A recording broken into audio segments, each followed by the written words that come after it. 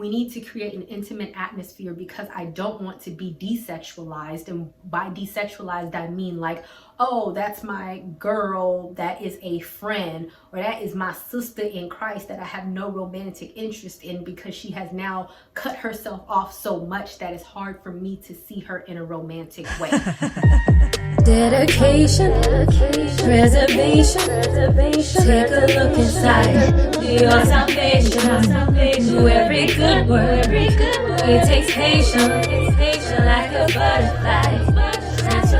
What is up, guys? Sophie here, back with another video. If you are new to my channel, then don't forget to subscribe. Don't forget to hit the notification bell, and don't forget to check the description box because I always put a lot of stuff in there, specifically my book for single women, which you can buy just by going down below. So what we're going to be talking about is how to maintain celibacy and still be intimate. I know this seems like an oxymoron, but it isn't, and I'm going to explain why.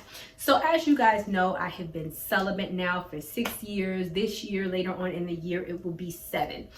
But one thing that I also understand as a celibate person and also as a Christian is that when you are dating somebody, you still have to create some form of intimacy. And the reason why is because the way that men and women communicate are very different. Women, we tend to be very emotional. Men, they tend to be very, I don't want to say just physical. I mean, it is physical, not even gonna lie. They're very intimacy focused. And so I do think that it's important as you are dating that you do create some type of intimacy around the person that you're in, or not even dating. I mean, it could be dating and in a relationship with, because one thing that you don't want is to be so celibate, right? And so I'm so celibate, don't touch me, don't do anything, that now when you're dating, men have a hard time connecting to you romantically because you don't want to be romantic. You don't want to have intimate. And when I talk about intimacy, that's not sex and that's not sexual acts. I'm going to get into that, but don't think I'm talking about like oral sex or something. That's not what I'm talking about. But if you're like if you paint yourself to be so motherly and so untouchable and so, then it's going to turn them off, and it's going to have them either friend zone you because that's what they see you as, and they don't see you as like a sexual being, which as females, I mean, as humans, we are sexual beings, you know, whatever, we were created as that, right? And you don't want them to be repelled and think that you're prudish, right? Because at the end of the day, yes, I am celibate. I continue to be celibate, but I don't have any qualms or issues or around sex. I don't feel like it's gross. I just do it to protect myself. But also I understand that for the other person, we need to create an intimate atmosphere because I don't want to be desexualized. And by desexualized, I mean like, oh, that's my girl that is a friend, or that is my sister in Christ that I have no romantic interest in because she has now cut herself off so much that it's hard for me to see her in a romantic way. That isn't what we want. And I think, and I have seen a lot of Christians do that. Like I've seen a lot of Christian women just asexualize themselves, wear turtlenecks up to here and just be blank. And it's like, that's not what you want, because men are very, very visual creatures. And even though you are celibate, it's going to be very difficult to create some type of physical attraction, which is what you want. When you marry the guy, you want him to be attracted to you and vice versa, you to be physically attracted to him. That's not a sin, right? You want to be attracted to your partner, but it could be very difficult if you just strip away all of the intimate and sexualized things about yourself to the point that he doesn't see you as that. Does that make sense? So first, boundaries, and discuss them. So for each person, that can be different. For me personally, I don't mind flirtation. I don't mind flirting. I don't mind hugging. I don't mind you touching me. I don't mind you kissing me. I don't mind a lot of things, right? I mean, but my point is that you have to have boundaries. Some people, like for me, if I'm wearing this and I'm dating a guy and he wants to come and like rub my back or something, I personally do not have issues with that.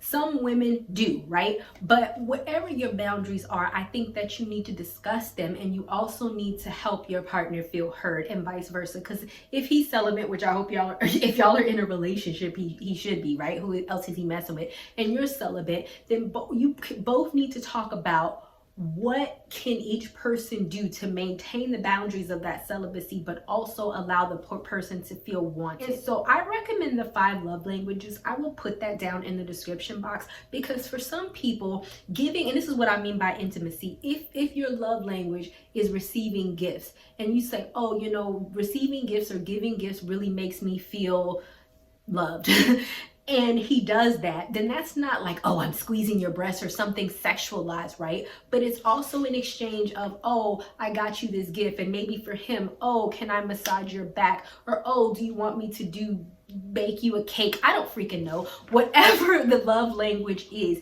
you want to speak that person's love language so that they feel wanted and so that they feel loved. And it also keeps that alive, it keeps the intimacy alive, because the whole idea of a love language is to allow that person to receive love in the way that they prefer. And that could be different. It could be quality time for some, cuddling, right? Not just like, oh, you know, you're way over there and I'm way over here. It might be, oh, I want to spend quality time with you cuddling.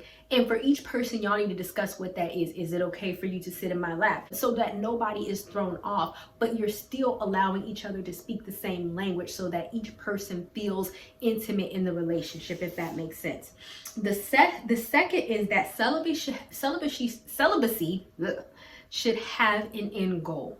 A lot of people tend to mess up when it comes to celibacy and intimacy, is because you can only get so intimate for so long before you cross boundaries. And what I mean by that is, if I am with a significant other for 5 years and we are creating this intimacy, and that builds up because the longer you're with somebody, the comfortable you are, but we're not having sex, it is more likely that we are going to screw up because it doesn't have an end goal. Like we haven't, and by that I mean we have not discussed marriage, we haven't discussed engagement, we're just here, 2 celibate people walking around being sexually frustrated. Like I said, just because I'm celibate, don't make the mistake in thinking that you don't have sexual desires. You do, because we are very sexual beings. So when you enter into a relationship, ideally you should have an end goal of how long you are going to be celibate. I'm entering a relationship. Hey, are we gonna be in a relationship for a year before we discuss marriage, 6 months, whatever the case may be? Have an end goal, because then it'll be easier to maintain your celibacy, and it'll also give both of y'all an idea of how long you're in for. You know what I mean? Instead of just creating these moments where y'all are just sexually frustrated, touching each other, and y'all don't know how long this is going, and y'all don't know how long this is lasting, and y'all don't have any sort of marriage or relationship or whatever the case in mind.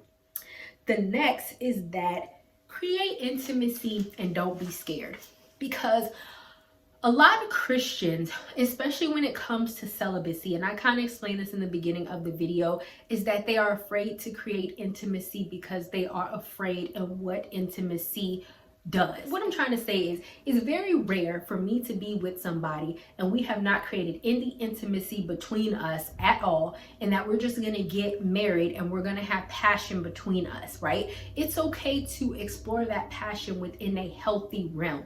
Some people may be okay to make out or kiss.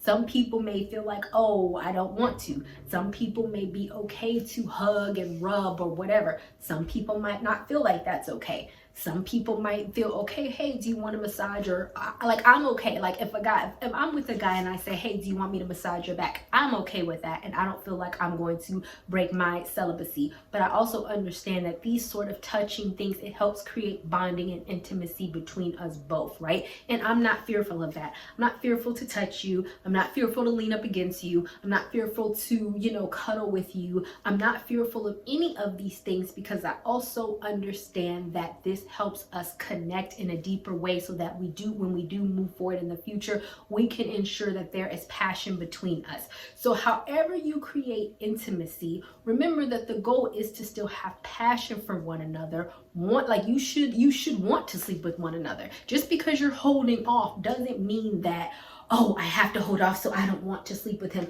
When you get married, I would hope that you feel comfortable to say, yes, I'm really attracted to this person. I really have passion for this person. No, we have not had sex yet, but the type of intimacy or the intimate moments or the dating moments or the things that we have created together symbolizes to me that we are so passionate about each other that we would have a wonderful sex life.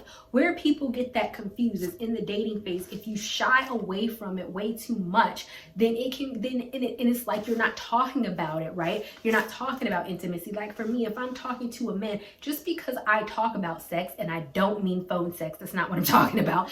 Just because we talk about our expectations, talk about what we see happening in the future, or what we see happening when we get married, or if we were to enter a relationship, or what our boundaries are, that doesn't necessarily mean that you're going to do it. Don't think that talking about sex, or talking about your expectations, or talking about what you want, or talking about even what you want in the future after you get married, or creating these moments are dirty, because they're not. As long as it's consensual and it's done in a way in which you both don't feel violated, or feel like you're going against your own celibacy thing, it's fine. And that's something that both of y'all have to agree to, if that makes sense, because it is your relationship. You can't look to other people to define these boundaries and all this other type of stuff for you. Y'all have to define those boundaries, because ultimately if y'all end up together and if y'all end up getting married, then y'all are going to be the ones just, living out or whatever that y'all discuss. And I feel like don't shy away from those conversations. And just because you talk about it